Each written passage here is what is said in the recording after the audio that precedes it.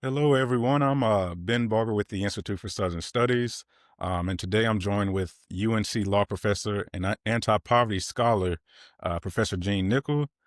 And today we are discussing his new book, "Now What: How North Carolina Can Blaze a Progressive Path Forward." There Uh, you go. there we got it on Got hand, got it on got it hand. on camera, right. Yes, sir. Yes, sir. Anyway, it's great to see you, Ben. Yes, sir. Great to see you as well. And I thank you so much just for spending some time with us today, Professor Nichol. No, I'm Um, honored to do it. I appreciate you helping yes, get the word sir. out. Yes, sir. So I guess we can dive right in. So, the first question really, you write in the book that democracy is thought to be increasingly unacceptable if it diminishes a permanent tribal ascendancy. How does this idea really help explain both the Trump administration's executive overreach and some of the push for one party rule by North Carolina Republican lawmakers here in this state? And what does that reveal about the evolution of the modern Republican Party? Well, that's a big question, Yeah. all at once, right here off the bat. But uh, let me say, I put it this way: those things are all interrelated, intertwined. This book is about well, I say in the introduction, it's odd in that it's about war on democracy Hmm. within the United States, but it's not about Donald Trump. Hmm. Though Trump certainly hovers over it, and uh, presents a backdrop for it. And I make no denial that Donald Trump is a singular threat to American democracy and constitutional government, the greatest threat probably in our history, or at least since the Civil War. But the threat to democracy in North Carolina is different. It's different in tone, different in um, atmospherics. Hmm. It is different in um, the perceived tie to malevolence and hatred and cruelty. Um, so it's powerfully worth us paying attention to, though it is somewhat distinct. Hmm. And you mentioned on this particular day that even if these are two different enterprises, the North Carolina War on democracy and the Trumpian war on the American promise, they are merged today, Hmm. this very day, in the state of North Carolina with federal agents doing thuggish and fascist work, to be candid, in Charlotte, in Raleigh, and Durham now, across the state. And all of them are part and parcel, to answer your broader question, of the move to thwart pluralistic democracy in North Carolina and in the United States, um, in favor of tribe and partisanship and certainly white supremacy. Uh, it is not the first time, but this is the most recent and one of the most potent times that, when faced with the promise of democracy and democracy increasingly becoming real, powerful forces in our society have risen up against it to thwart it, saying that if I got to choose between the promises of Lincoln and the Gettysburg Address, government of the people, by the people, and for the people, and my own tribe's personal privilege and ascendancy, I'm going to go with my tribe, and I'm going to do everything I can to thwart democracy. I only have a sort of faux belief in constitutional government, constitutional Hmm. democracy, in the American promise. I'm attached to it, our adversaries effectively explain, only so long as it's assumed that I'm always going to be in power, I'm always in ascendancy, and others are relegated to second class citizenship permanently. Um, And that's the battle that we face in North Carolina and across the country and on our very streets in North Carolina this morning. Yes, sir. And you describe, North Carolina's anti-democratic crusade as almost being a much longer journey and project than what we've seen nationally. And you talked a little bit about some of these differences from North Carolina as the state, and then some of the stuff we're seeing from the federal government. But could you kind of elaborate more on Yeah, and this I'd distinct? like to because I Yes, sir. think that's the reason I wrote this book is that's not sufficiently understood Mm, in North Carolina. I think a lot of North Carolinians understand that the national move, the Trumpist move to destroy democracy, is a stunning thing rooted in hatred and malice and in the rejection of pluralist democracy and driven by cruelty and violence and tribe over principle. Uh, mm, they don't as readily understand that even though our North Carolina's effort to thwart democracy is not as overtly horrifying, not as overtly um, violent and cruel, that it is almost every bit as effective, as mm, wrenching. And as you just indicated, it's of longer duration. And part of the thing that's important to understand, I'm of that group who hope that at some point still Donald Trump is going to implode because of his odd combination of cruelty and incompetence, and that the American people will say this needs to be relegated to the gutter where it belongs. mm, But even if that's true, that is not going to mean that the war on democracy, the sort of vice grip on democracy, which is taking place in North Carolina, is going to cease. There's no reason, just but even if Trump explodes, that Phil Berger, Paul Newby, these folks are going to let loose of us. They have us in a different kind of vice, a sort of power based vice that they will relinquish only when we force it from their midst. I don't think we understand that as clearly as perhaps we understand the national challenge.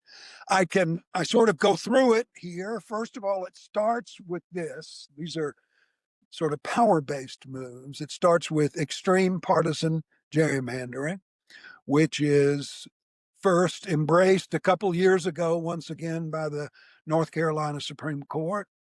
Paul Newby writes a ridiculous opinion which says to North Carolinians, your constitutionally based right to free elections does not include fair elections. Rigged elections are still free, as if we were idiots or worse. Uh, and so, extreme partisan gerrymandering, no matter how marginalizing, no matter how relentless, is fine. Boys will be boys, and this is the way government should operate. Then we see it play out, like in 2024, where Democrats win statewide races, the major statewide races, because the truth of it is you can't gerrymander a statewide race. It's one district. Um, but in the General Assembly, where more folks voted for Democratic representation than Republican, we end up with two-thirds of the seats going to Republicans because of extreme gerrymandering. Capturing the legislature, uh, vesting its power, giving it the authority to work its will into the future, including, of course, working great detriment to Black North Carolinians, to impoverished North Carolinians, mhm, to other marginalized folks. Uh, then when you got to add to it. That's not enough for the Republicans uh, because they get disappointed in these statewide races. You know, Governor Cooper wins a statewide race, Governor Stein wins a statewide race. So they now have taken what a lot of folks across the country call the North Carolina plan. I think of it as the Carolina two step, which is unseen in American democratic history.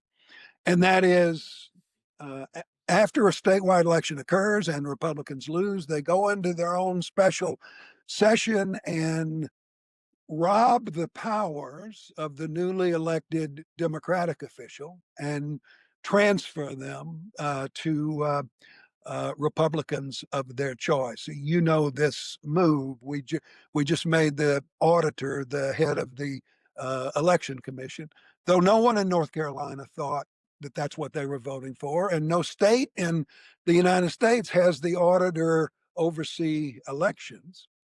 Mm. And but we get uh, uh, executive powers shuffled and allocated in just the way that Phil Berger wants them, not the way that the Constitution outlines or the Mm-hmm. way that North Carolina voters assume. And Berger doesn't even do us the tribute of telling us what's going to happen until after the fact. He's got to wait and see what the election results are. So I don't know, maybe next time the Secretary of Agriculture will oversee the SBI and the state librarian will give the State of the Union address, the state address. Uh, this is the ludicrousy of the grip that they have on our government. Now, you got to add this, and I'm sorry to be so long about this, Ben. Take your time. That would be unconstitutional in any state which has an actual Supreme Court. But the sadness is, starting a couple years ago, we don't have an actual state Supreme Court. What we have is a corrupt group of Republican justices. Now, people get squirmish when I call it a corrupt group of judges.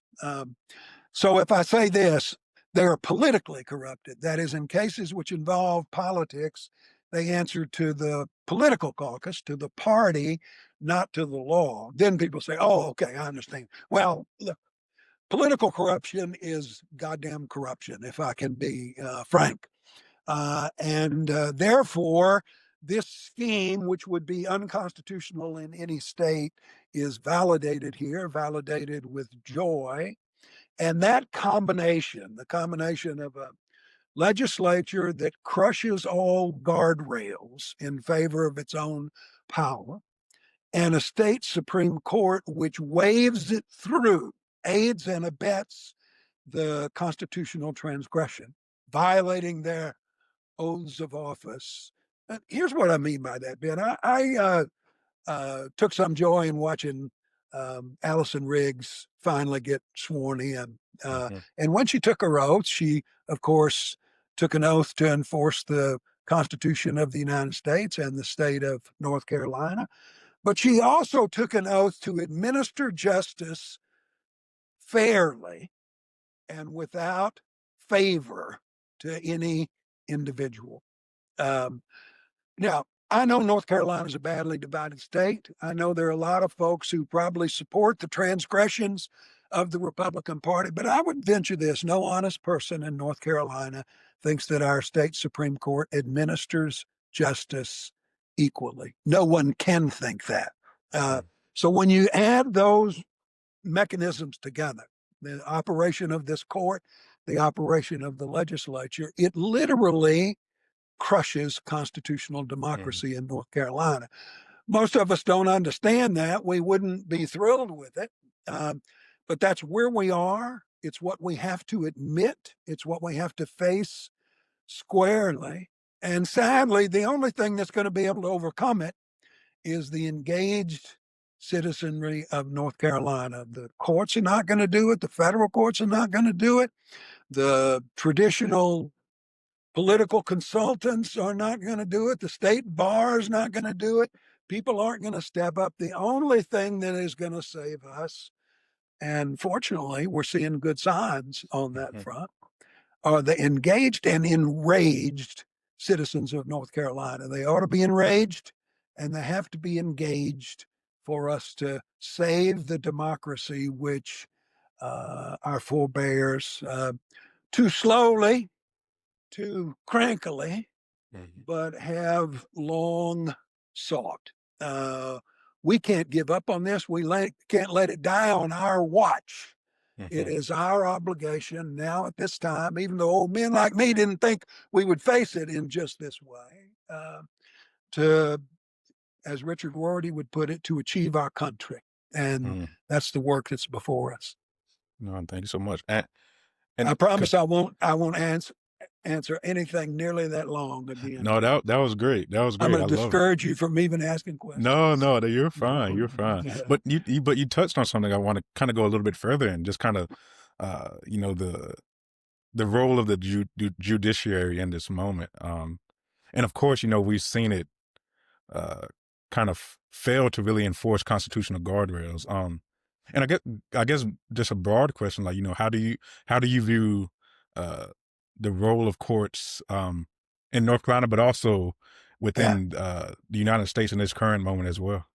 Yeah, this book is not about the United States Supreme Court, Mm-hmm. but I have been a teacher of constitutional law for 40 years and the Supreme Court, and they have made that work much difficult. Mm-hmm. At the federal level, this is what's happened tragically in the United States Supreme Court. There are, as you know, these six Republican justices, and they have sorted themselves this way. Four of them fully sign on to the Trump agenda of hatred and constitutional suppression. They're all for it. They love it. Two of them, Roberts and Amy Coney Barrett, I don't think are for it. But here's what they've decided: the only way to save their institution, the Supreme Court itself, because they're terrified of Trump, is to let him have anything that he wants, literally. Uh, so their position is the only way to save judicial review is not to use it, not to deploy it.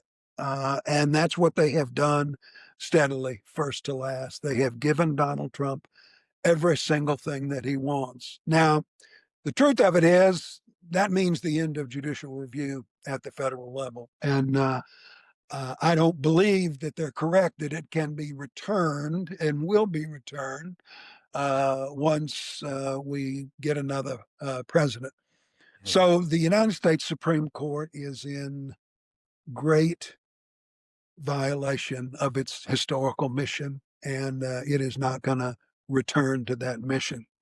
In North Carolina, it's probably even more blatant. I would say this: I take probably a backseat to no one in my low opinion of the North Carolina Supreme Court. Mm-hmm. Maybe I shouldn't say that, but I don't know anyone who's been more critical of the North Carolina Supreme Court than I have. But even I didn't think they would do what they attempted to do in the Jefferson Griffin Mm-hmm. Allison Riggs case.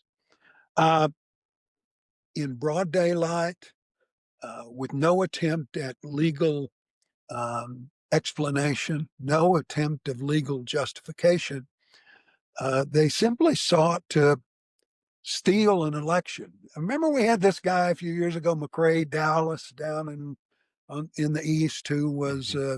stealing write-in ballots, I think it was. Uh, Look, I'm not saying what the Supreme Court did was criminal, but uh, McCrae Dowless was an amateur compared to Paul Newby and Phil Berger Jr. and their colleagues. Uh, they did get stopped by a federal court, a Trump-appointed federal court eventually.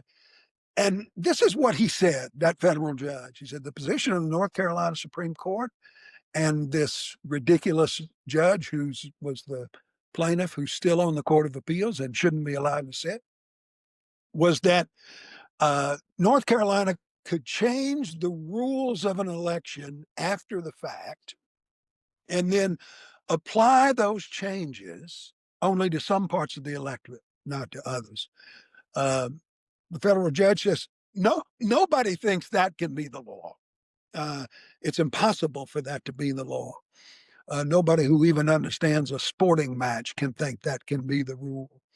Uh, these justices are not stupid, but what Mhm. they are is they think that they're above the law. They Mhm. think that the rules don't apply to them. They're so used to dissembling in their decision making that they think, well, how much worse can it be to step in and steal an election? This is something that hasn't been seen before and not of this blatant level. Uh, and I think, and this kind of leads to a more uh, profound basis for optimism that I have. That was stunning to people. You didn't think it would happen. Mhm. But you know this, I know this. In every corner of North Carolina, it led to an outrage almost unseen, or at least unseen since the heydays of the Moral Monday Mhm. movement. People in every on every street corner, in every county courthouse. Uh, I think, and I was amongst a lot of them. They weren't just the usual suspects. They were a lot of times were people who had not been involved in uh, politics before, not been involved in demonstrations before, and you could talk to them, and they would sort of say things like this: "Look, I don't like politics. I don't like being involved in politics. I've got two jobs to work, and I've got kids to take care of." And I'm not inclined to believe what people like Nichol may say that these leaders are trying to destroy our democracy. But if you're going to do it right in my face, if you're going to rub my nose in it, then by God, I'm not going to stand for it. And here I am. And a lot of those people, unsurprisingly, were veterans too. They said, Mhm. "You're trying to take away my right to vote. I served my country, and this is how you pay for it, only in uh, response to your own greed and your own desire to defeat democracy." I think there is a powerful swell of opposition rising in North Carolina. God knows, I hope it is. I think that's part of what we saw in this election just Mhm. a couple of years ago across the country. People are outraged in a way that they won't tolerate. And that outrage, that engagement is the only thing that's here to save us and our Mhm. future. But I believe, in other words, back to your original question, it's not going to happen through the courts. It's not going to happen through the federal courts. We have a lot of courageous federal judges who are doing their jobs, Mhm. but they all get appealed to this outrageous entity, the Roberts Court, which has become the worst in modern American history. So Right. the judges aren't going to save us. I'm not even sure that the traditional politicians are going to save us. It's Mhm. going to be folks like those on every street corner across North Carolina who said to Jefferson Griffin, over my dead body, are you Mhm. going to destroy democracy in the Tar Heel state? I'm not going to tolerate it. I don't care if you do dress yourself up in a Confederate outfit. I'm not going to allow it. So Yeah. that's what we face. And that we face right now, Ben. That's coming up right before us. Mhm. I think, and to that point, because you write in the book that's a potent reason for optimism for North Carolinians. The fact that we see this rise in community-based politics that connects grassroots movement work to more political efforts. And you mentioned like we saw this recently, of course, like with this renewed Democratic energy during the 2025 election season, which was really built on some of the sustained local mobilization we saw throughout the country. Could you just talk a little bit more, just like how do you see this relationship between movement politics and grassroots organizing really shaping the defense of democracy, both in North Carolina and even across the country? Right. Yeah. Thanks so much for that question because Mm. it's sort of at the heart of this. It's at heart Mm. at the heart of one's basis for optimism. And Hmm. you could add to it, you've seen it in the No Kings Hmm. demonstrations across the country, which, if you're out there amongst them, those are not traditional protesters either. They are, Hmm. thank God, a lot of them are young, a lot of them are uh, expressing their political oomph for the first time. Hmm. But your broad point is one that I've felt and stressed for a very long time in North Carolina. That is the separation, unfortunate separation, between our movement politics and our electoral politics, our Hmm. partisan politics. There is a lot of blood. No one knows this better than your family. There was a lot of blood. There's a lot of blood in the movement politics of North Carolina. Um, Now, I have a foot in both camps. That is, I do partisan politics and I do movement politics. And it has always uh, bothered me, discouraged me, the separation that there is Hmm. between the two. I saw, because I live a weird life, I sometimes go talk to for example, members of the Democratic caucus in the Hmm. General Assembly. And some of them are great heroes to me.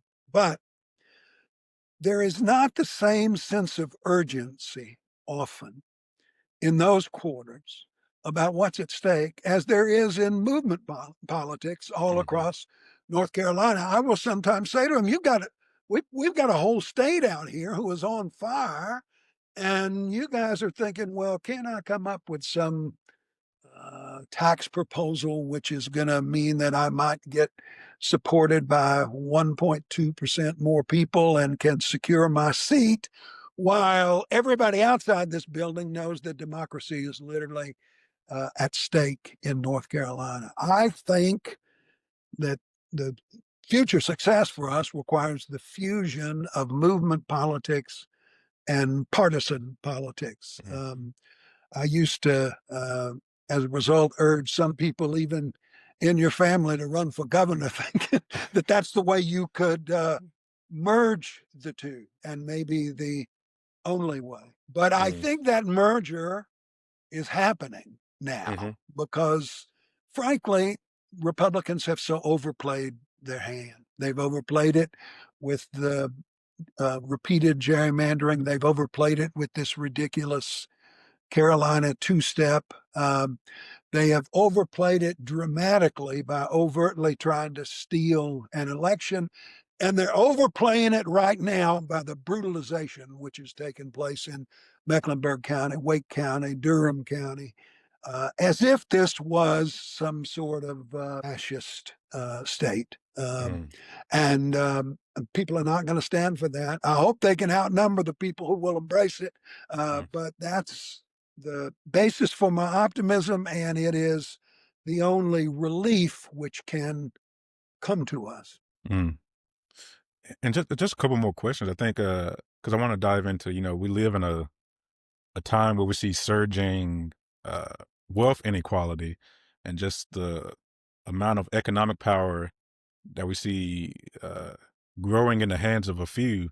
And, Yeah, for years you've been talking about, poverty and systemic inequality and really connecting it to democracy. And in the book you write that North Carolina's Republican led General Assembly has shown an unyielding commitment to exalting the wealthy and crushing the poor. And so could you, discuss how economic yeah, justice really operates as a core democratic value and how just this growing concentration of wealth has really weakened democracy in the state? yeah. Uh, and that's got to be a central part of any progressive agenda which will lead us out of the wilderness. Hmm. Um, and these things we just talked about are related too. Hmm. Democrats have let Republicans get away with this. Uh, Here's one thing I say, which I, in fact, am certain is true. The central tenet of the Republican Party in North Carolina is to make rich people richer and to increase economic inequality in what is already the most unequal nation in the world. Now, you could think no one would adopt that as a theory of government, but Mm, that is what they have embraced. It's what they return to every single session of the legislature. And I suppose it's what they explain to their kids when they go home that they're doing for a living. We are out to defeat. I've always thought this, what do they say? Maybe what do they say to their kids? When you do that Pledge of Allegiance, leave out that liberty and justice for all mm, business because that's kind of not our deal. We want to have the greatest inequality, the greatest economic inequality in the world. And having it, that's not enough. We still want to step on the necks of poor people. mm, Here's how that works out in North Carolina in the last decade, last 15 years. And the Budget and Tax Center, the Justice Center, they've documented all this. We have an upside down form of government where the people at the bottom pay the highest rates of taxes and the people at the very top pay the least. That's a stunning notion. I don't hear any Republican running on that basis. They say they're tax cutters and that's what they're after. What they don't say is we massively cut the taxes for the wealthiest folks and we raised the taxes of the bottom 45%. That would be a hard sell to make. And of course, they don't try to make it. And Democrats have let them get away with that. Everybody in North Carolina ought to understand that these folks govern only for the very rich and they mean to crush everybody else. In fact, if poor people suffer more greatly, it's just kind of icing on the cake for them. mm, So I suggest in here, without going through it in great detail, an array of changes. First of all, we have to have progressive taxation in North mhm, Carolina, not regressive taxation. We need to reinstate the earned income tax credit. We're the only state in the country to have abolished its earned income tax credit, which these folks did. Which, just to be clear, that means for people making $35,000, $40,000 a year, working families, they raised the tax bill, and we're proud to do it.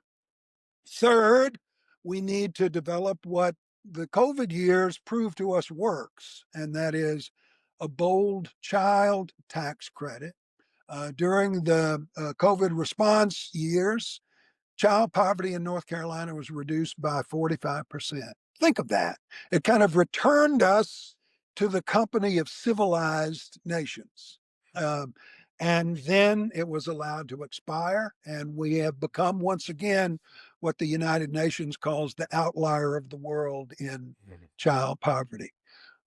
Next, we're one of the handful of states who refuse to raise our minimum wage. And I think constitutionally, we ought to say to the General Assembly every year, you have to pass and enact a minimum wage, which is at least the national average. What these Republicans say to people, Ben, is the way we're going to compete economically in the United States is to treat our working people worse than everybody else does.